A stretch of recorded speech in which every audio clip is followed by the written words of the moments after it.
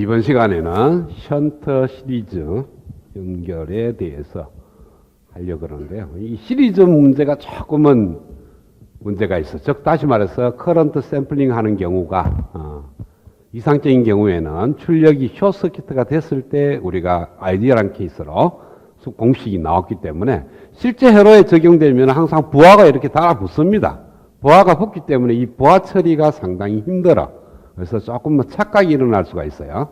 그래서 그런 착각을 갖다가 다 방지하기 위해서는 회로 자체를 갖다가 이 방식 저 방식 하지 말고 전체적으로 회로를 이해하는 게 좋습니다. 그러니까 이와 같이 회로가 주어졌다면 이게 전원이 어떤 식으로 연결된, 즉 태분한 등가 회로로 표현되어 있는지 노턴의 등가 회로로 표현되어 있는지 따라서도 이 회로를 풀 때 조금 달라져요. 왜냐하면은 입력 파트가 션트 연결이기 때문에 전류 관계를 표현을 해야 돼. 즉 피드백으로 흘러가는 전류하고 앰프 쪽으로 흘러가는 전류하고 전원의 전류가 계산이 돼야 되는 거니까 전원 파트가 노턴의 등가 회로로 곤쳐져 있어야 돼. 만약에 전압원으로 표현되어 있으면 그건 전류원으로 곤쳐야 되는 거죠. 그 다음에 부하가 없도록 문제를 풀어놔놓고 그 다음 부하가 달렸을 때 효과를 봐야 되는 거니까 상당히 다음 또 생각하기가 조금 더, 그러니까 다음 단계로 생각하기가 조금 어렵다는 거죠. 그래서 이런 문제를 만났을 때는 교환회로는 교환회로 안에서만 풀고 요게 네 군데 A, B, CD를 딱 끊어놓고 요 A, B, CD 네모 박스의 등가 회로를 그려서 요 네모 박스의 등가 회로를 그려서 전원하고 부하를 그 등가 회로다가 붙여서 해석을 하면 되는 겁니다. 그래서 요 네모 박스의 등가 회로를 그리는 방법인데, 자 봐요. 요 네모 박스의 등가 회로를 그리기 위해서는 요 피드백 네트워크가 어떻게 연결되는지를 봐야 돼. 그래서 이 A, B, C, D, 그러니까 네모 박스 전체가 들어가고 여기가 이제 A점이고 여기가 B점입니다. 그 다음에 여기가 C점이고 여기가 D점이 표현되는 이 안에 파란 네모 박스가 요 네모 박스에 들어갔다. 그랬을 때 요 A점과 B점에서 들다보는 등가 회로하고 C점과 D점에서 들다보는 등가 회로가 조금 달라져요. 어떻게 다르냐 하면은 이 전원이 왼쪽에 있고요. 회로가 왼쪽에 전원이 있고 정폭기가 있고 부하가 있으면은 전원은 왼쪽으로 들다볼 때만 보이는 거고 오른쪽으로 들다보면 전원이 안 보입니다. 따라서 이렇게 들다보는 것은 저항성분밖에 없어요. RIF라는 저항성분밖에 없고 그걸 요 파란 네모 박스에서 찾아내면 돼. 그 다음에 이쪽 C점에서 D점으로 들다보면은 여기는 태분한 등가 회로나 노턴의 등가 회로로 표현돼야 됩니다. 따라서 이 회로에서 VOC와 ISC를 구해야 된다는 거죠. 자, 그러면은 이 C점과 D점에서 들다본 VOC를 구하게 되면은 이렇게 얘가 끊어지는 거니까, 얘가 오픈되는 거니까 이렇게 전류가 안 흐릅니다. 이렇게 전류가 안 흐르기 때문에 피드백 네트워크가 의미가 없어요. 그 다음에 이것이 숏서킷으로 만들었을 때 ISC를 구하기 위해서 출력 단자를 갖다가 숏서킷으로 만들면은 커런트 샘플링에 이상적인 회로가 된다는 거죠. 그러니까 그때는 공식에 대입을 할 수가 있는 거예요.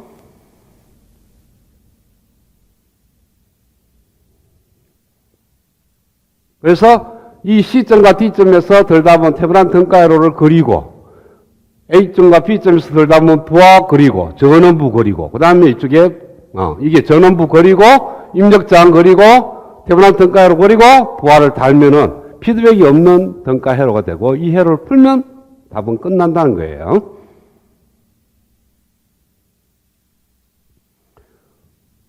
자, RIF를 구할 때도 피드백이 필요하고 그 다음에 이게 VOC와 ISC를 구할 때도 역시 VOC를 구할 때는 피드백이 필요 없을 겁니다. ISC만 구할 때 피드백 네트워크를 회로를 해석을 해야 돼요.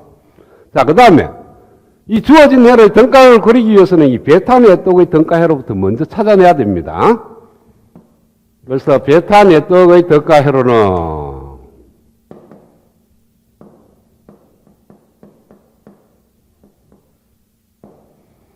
자, 오른쪽으로 가는 거하고 왼쪽으로 가는 거하고 경우가 다른데요.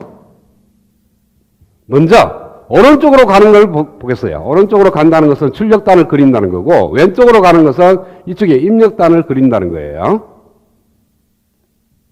먼저 이걸 생각하겠습니다. 왼쪽에서 오른쪽으로 가는 신호에 대해서 생각을 하면은, 오른쪽에 있는 이 신호가 베타 네트워크를 통해서 출력 쪽에 영향을 미치는데, 얘가 뭐가 따갔냐면은 이 전압을 따가 베타 네트워크에 들어갑니다.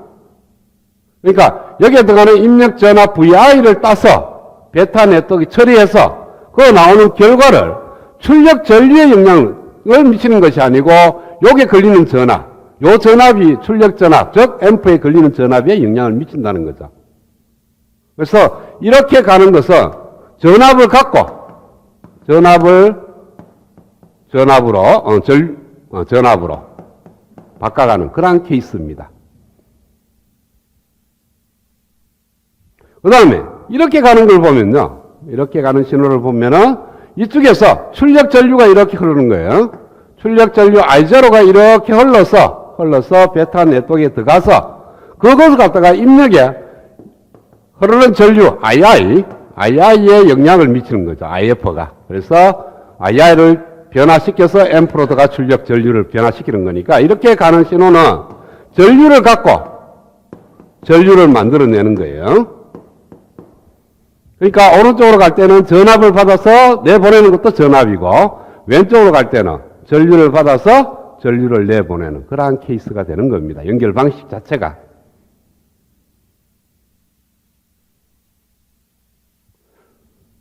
자, 이렇게 연결 방식을, 얘가 입력이고 얘가 출력으로 본다면 시리즈 션트 방식이고, 이렇게 보면은 션트 시리즈니까 완전히 두 개가 반대예요.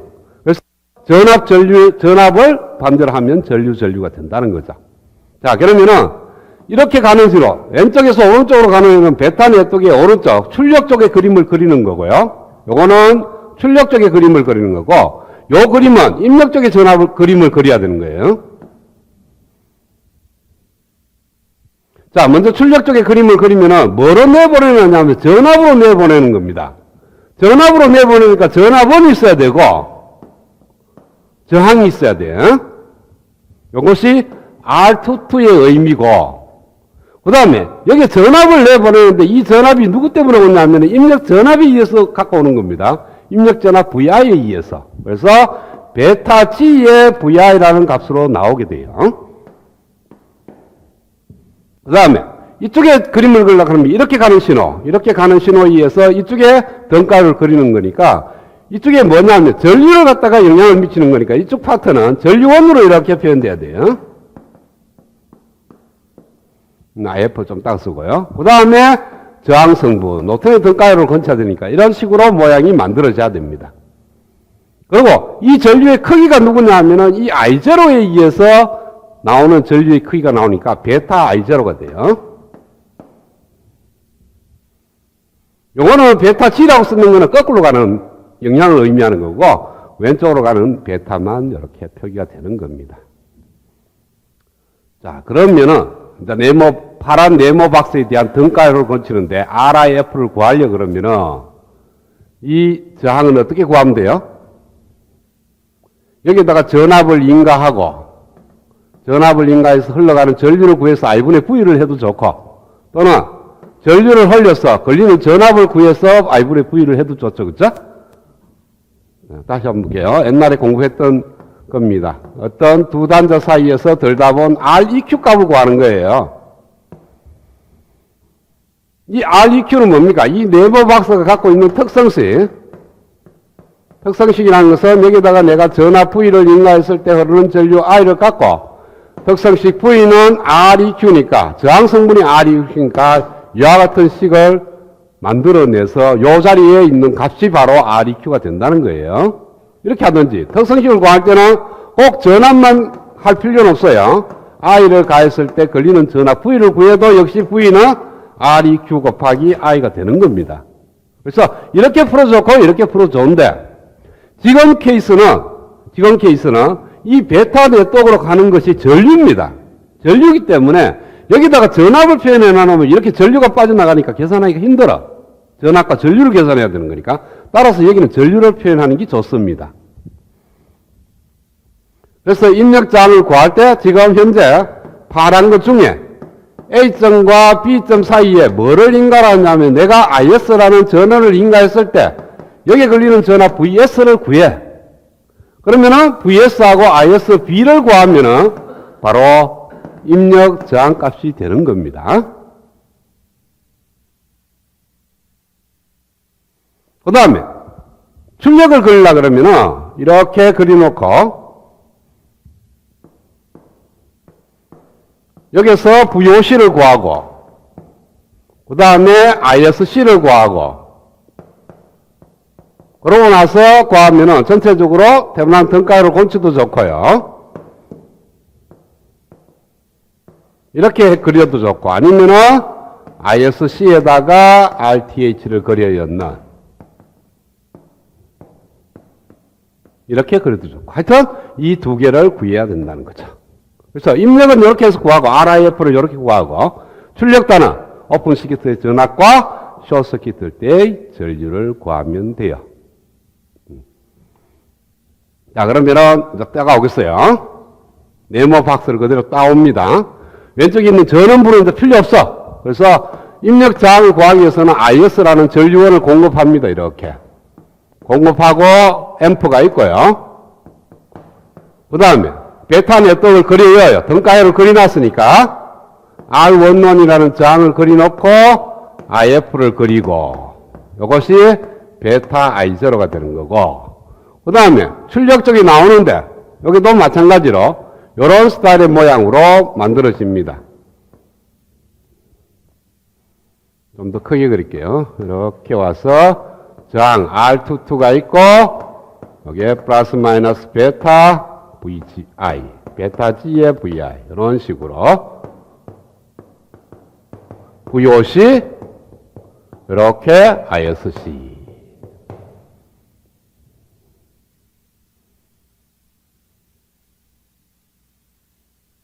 그런데 요 성분은 여기에서 앰프를 통해서 가는 신호에 비해서 이렇게 가는 신호는 무시할 정도로 작다 그랬으니까 얘를 무시를 하는 거예요.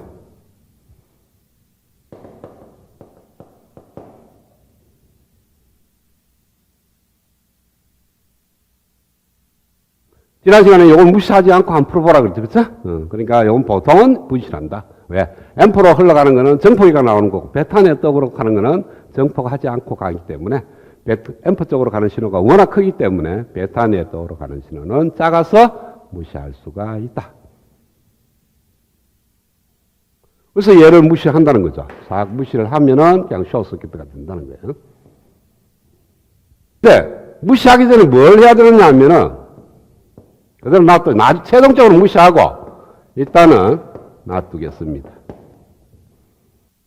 자, 요걸 그릴 때는 뭐를 그리냐면은 I0가 0로 뒀을 때 그려야 요 성분이 없어집니다. 그래서 R11만 남아서 R11을 그릴 수 있어. 그 다음에 요쪽을 그릴 때는 VI를 0로 만들어야 돼요. 그래야만이 얘가 제거가 되고 R22만 그릴 수 있다고. 그러고 나서 얘를 그리지 말고 그냥 내버려 둔다는 거죠. 그래서 다음에 등가회로는 어떤 의미냐면은 요거하고 얘는 좀 이따가 그리고 R11하고 R22만 먼저 그려놓겠다는 거예요. 근데 여기다가 그리지 말고 여기다가 그려야 차는 거죠. 그래서 요걸 싹 지우고